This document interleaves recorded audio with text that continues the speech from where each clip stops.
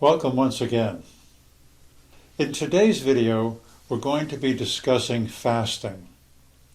You might recall in previous discipleship video where we were talking about Jesus healing the epileptic boy, that Jesus told his disciples, the demon here, this one, doesn't come out without prayer and fasting. So Jesus equated the two together, that there is a relationship between prayer and fasting.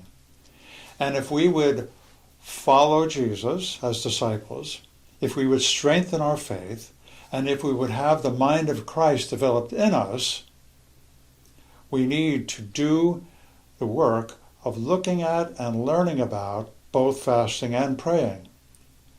Today we are focusing on fasting, and I would like to cover 3 points about fasting in this short video.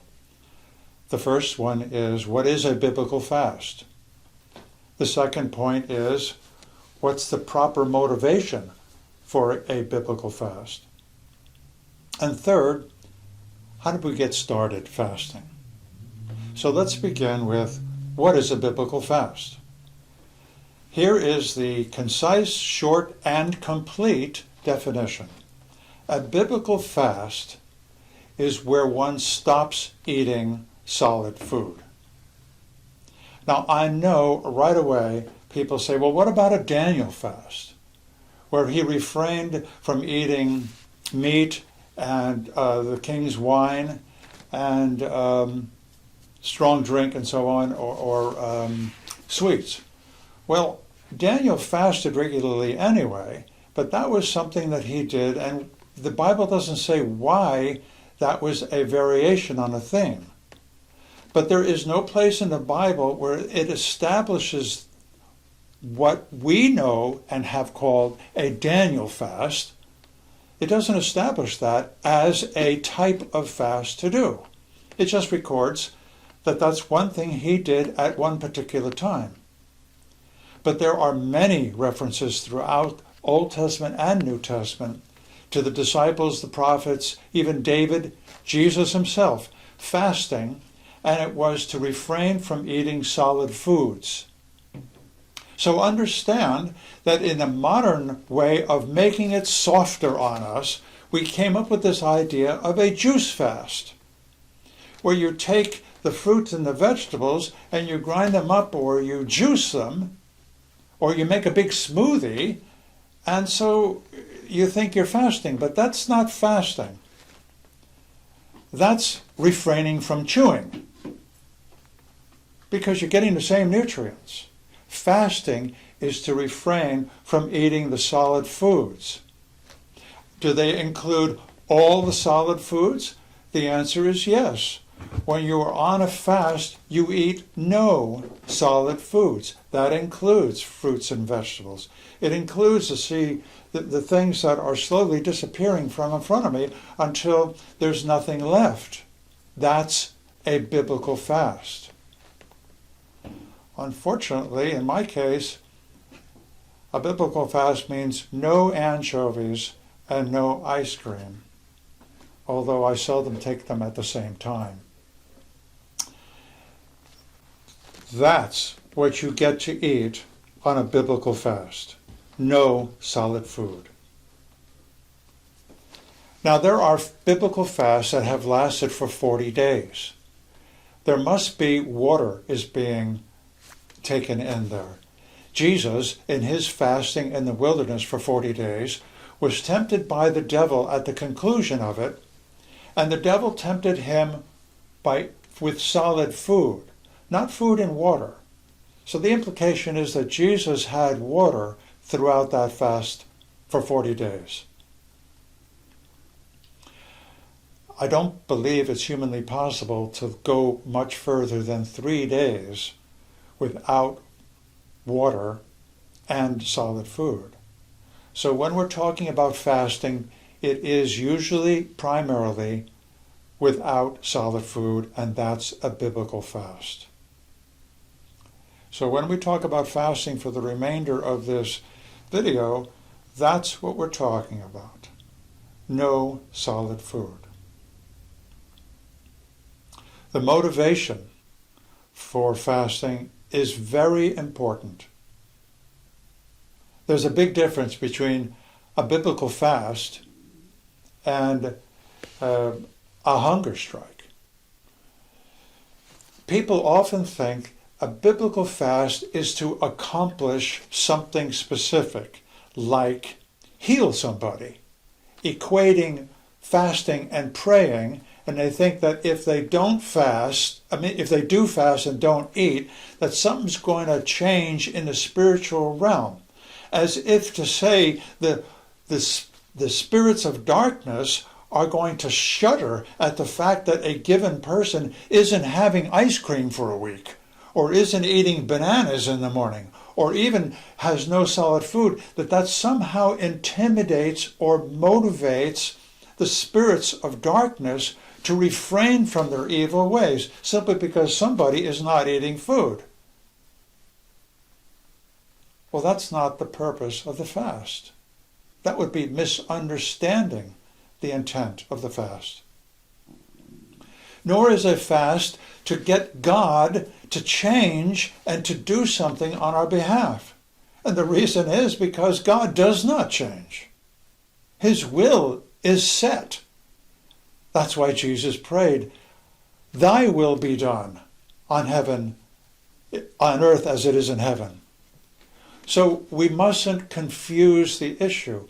We do not fast to change God or to move the hand of God on our behalf or for our desires by refraining from eating food. We don't show God the intensity of our desire by simply not eating food and all of a sudden God responds to us. That's using food and using fasting to manipulate. That is unbiblical.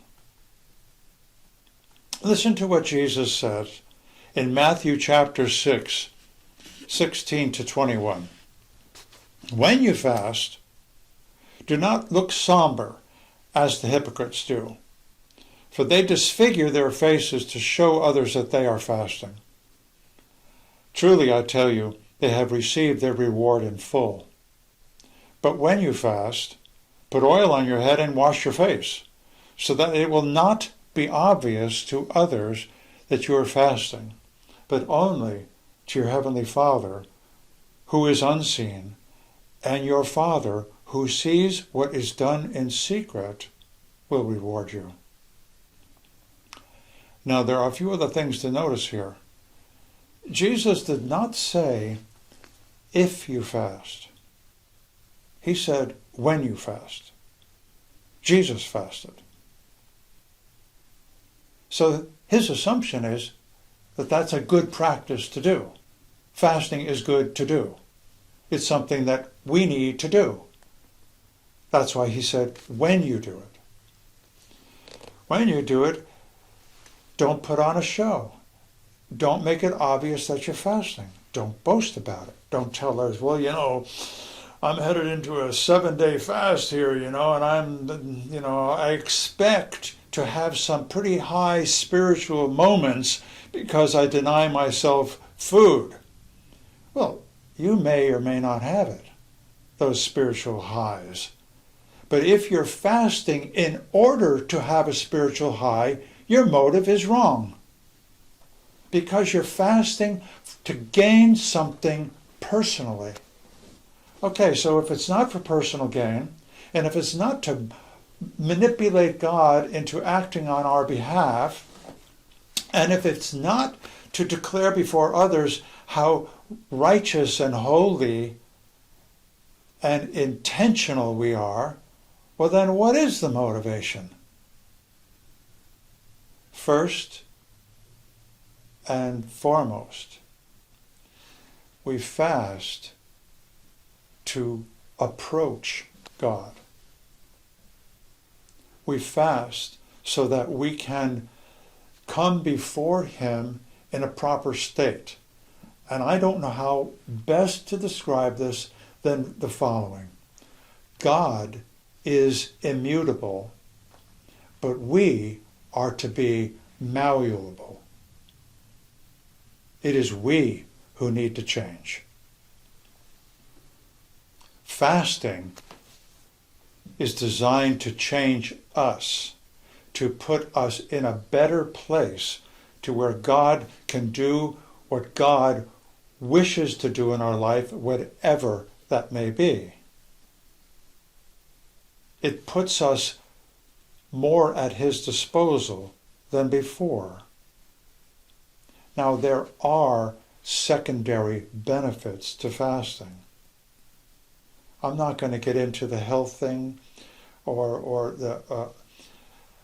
the cleansing thing. I mean, there's so much stuff in the world about all that, but that's not what the Bible is presenting as the reason, the motivation for a biblical fast. It has something to do with the relationship between the person fasting and God. One of the ways that it positions us better in our relationship is that you will find when you begin to fast, what really has a hold on you will come right to the surface. You will find how difficult it is to deny yourself the desires of the flesh, even though you can go a long time without solid food. Your craving for it will happen in the short run. Right away, you're going to start craving food. That is the fleshly aspect. That's your body wanting dominance and wanting to dictate what happens, namely, feed me. I guess it should be stated that the reason, the benefit in this video for fasting goes back to last week's video. And that is, we need to gain control over our influences. Fasting is part of the spiritual disciplines. Fasting is one of the best ways to flush out what actually has us under control. If we cannot go without solid food for more than a few hours, then who's controlling whom? Or what's controlling us? The idea is to get beyond that, to take control, to have as a priority coming before God so strongly that we are willing to get beyond our physical cravings for more food. If you are thinking of fasting and you're going to secretly hold on to the idea that you're going to lose weight and look better as a result, well, then you've let another aspect of fasting, another secondary or tertiary benefit of fasting, creep up into the primary position. Don't let that happen. Fasting is about getting control over the influences that come into our life. The adversary will stand right next to you, wanting to reassert control. And the proof of that is when Jesus fasted for 40 days, the adversary came to Jesus and tempted Jesus with physical food, or played on the fact that Jesus had denied himself solid food for 40 days. So be assured that the devil will want to assert control through these physical things. But that's the whole purpose of the fast, is to establish who is really in control. That's also why it's important that when fasting is done, that you fix your heart and your mind and your eyes on Jesus, on the Heavenly Father, so that the things will align. Even the purpose for fasting will align to that central desire. Now, how do you get started on a fast? There's an excellent book that would be very helpful. I'd mentioned fasting as a spiritual discipline. Well, the book is a classic in Christian literature, and in my opinion is a must-read for every serious disciple of Jesus Christ. And that's Richard Foster's book, Celebration of Discipline. In his chapter on fasting, he gives a much more detailed way of moving through various stages of fasting, and you really should read it if you plan on a serious fast. But basically, he suggests that if you're going to fast, it is a planned event, and begin by eating fruits and vegetables. This will help with the digestive issues that will soon occur when you stop eating. You do stop eating. There will be hunger pains. There will be some headaches because the body is going to be flushing out toxins. There is an actual physiological aspect to some changes that take place when you fast. In fact, these are benefits of fasting, flushing out toxins.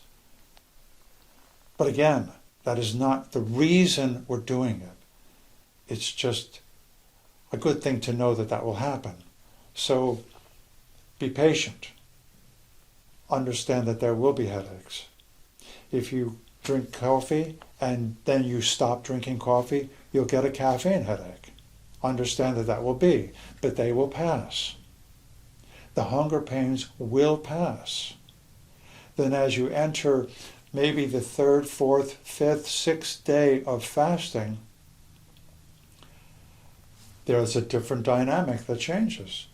You will begin to experience more energy. You will experience more clarity. Then changes happen even after that. And down along 3 weeks, 3 weeks or so, then the body begins to show signs of hunger again, which is a warning sign that, okay, we're going to have to start consuming some of the actual flesh of the body in order to survive. I would suggest, and I agree with Richard Foster, when those kind of things happen on the 3rd week or so, you should pay attention to that. Lots of people have dietary restrictions. Lots of people have medical reasons that would prevent them or alter how they fast. So I don't want you just going into a 40-day fast simply be out of this video. This is something you need to pray about. But I would recommend the following. If you're serious and intent about experiencing this and beginning the spiritual discipline of fasting, then begin slowly. Fast for a day. Fast for a day as in no breakfast, no lunch. 24 hours in between dinners. Dinners tend to be more where we have more food. Try that. Try that once a week. Once a 24-hour period, once a week. Try that for several weeks. Test that out. Take another step after that. Another suggestion is that the time spent eating when you're not eating, spend praying. Spend doing some other spiritual discipline, studying the Word, reading the Word, praying. So use that time. It will help in the cause of why you're fasting. It'll help focus you there on your relationship to Christ, your relationship to the Heavenly Father. There is a connection between fasting and praying. And next week, we're going to be talking about praying. But understand that this is a spiritual discipline, and every serious disciple needs to be disciplined. So pray about this. And if you feel it's important, consult your physician if you are under a physician's care. But also begin to fast with a sense of moderation and long-term determination that once you've experienced this, and once you've moved through some of these initial stages of fasting, that it becomes incorporated into your lifestyle. Fasting isn't something you do one time, and it solves something or gives you something, and you don't have to do it again. It isn't like that. It's a discipline that needs to be incorporated. May God bless you in this area.